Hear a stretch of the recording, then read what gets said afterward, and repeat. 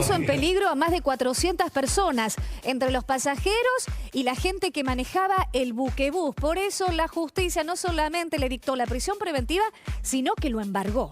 Sí, lo embargó. Va a poder estar en su casa, pero lo embargó por 25 millones de pesos hasta que se realice el proceso judicial, hasta que establezcan entonces cuál va a ser la pena para este joven de 21 años. Se llama Lucas Singerman. El 19 de marzo pasado llegaba desde Colonia a la ciudad de Buenos Aires en buquebús. ¿Él qué es lo que dice?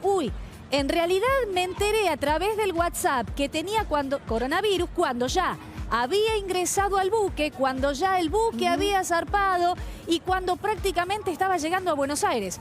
La justicia, ¿qué es lo que dice? No, este muchacho sabía de antemano y bueno, intentó llegar a Buenos Aires y de esa manera puso en peligro a muchísima gente. Exactamente, para repasar un poco el contexto, este joven vino un día antes que se establezca por el DNU nacional la cuarentena en Argentina, pero ya había inconvenientes para las fronteras de nuestro país. Sí, claro. De hecho, ese buque que llega desde Colonia eran argentinos repatriados, eran argentinos que se encontraban en diferentes zonas de Uruguay y llegaban a la Argentina. Él se realizó el test del coronavirus, pero tomó el buque para llegar a Buenos Aires junto a sus 5 amigos y 400 personas más, entre tripulantes y pasajeros, para realizar la cuarentena, que ya era inminente, en su casa. El problema es que el test del coronavirus le dio positivo. Él dice que se enteró cuando llegó, como decía Romy, por el WhatsApp a Buenos Aires, pero el problema es que él no tenía síntomas. Ahora, para la justicia, ¿por qué él ingresó de esta manera ilegal a nuestro país, siendo que no sabía cómo le había dado el test?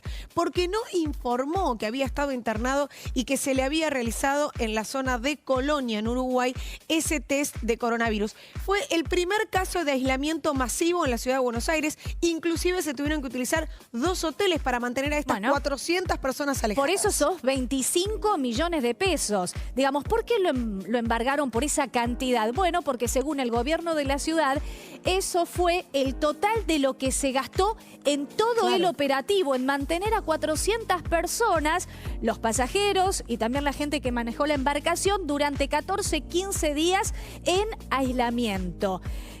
Bueno, mirá, me acuerdo de este caso y me acuerdo del hombre que llegó, digamos, en un vuelo desde Madrid con síntomas, que en realidad un par de días antes se había tomado un paracetamol y cuando estuvo a mitad del vuelo se descompensó. ¿Te acordás? Después terminó falleciendo. Estos 2 casos hicieron que las autoridades nacionales tomaran justamente la decisión de días más tarde cerrar la frontera, porque evidentemente no tenemos la suficiente responsabilidad para llevar adelante como ciudadanos argentinos el coronavirus. Fíjate lo que hacen un par de inadaptados, de gente inescrupulosa, que no tiene el sentido de la responsabilidad, poner, en el caso de este hombre que vino de Madrid, en peligro a todo el pasaje de un avión y en el caso de este chico a 400 personas del buquebús. Exacto, y dentro de esos 400 había personas que presentaban factores de riesgo, factores cardíacos, elevada presión, son hipertensos. Este es un factor realmente muy complejo si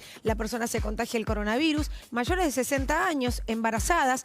Dentro de esas 400 personas había realmente un grupo importante de riesgo y es por eso que además de los 25 millones de pesos que se le embargan, también va a tener que afrontar una causa penal por la violación a el DNU que se estableció en Argentina, pero además al riesgo en el que puso a toda esta gente. Ahí está, mira, el delito es violación de medidas adoptadas por la autoridad competente para impedir la propagación de la epidemia.